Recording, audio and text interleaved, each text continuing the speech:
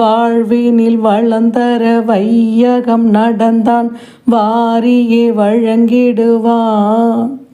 தாழ்வுகள் தீர்ந்திட தளர்வுகள் மறைந்திட தான் என்ன வந்திடுவான்.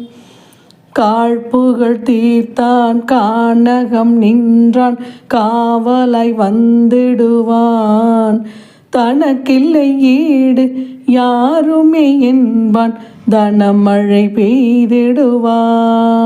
முழு நிலவதனில் முறையொடு பூஜைகள் முடித்திட அருளிடுவான்.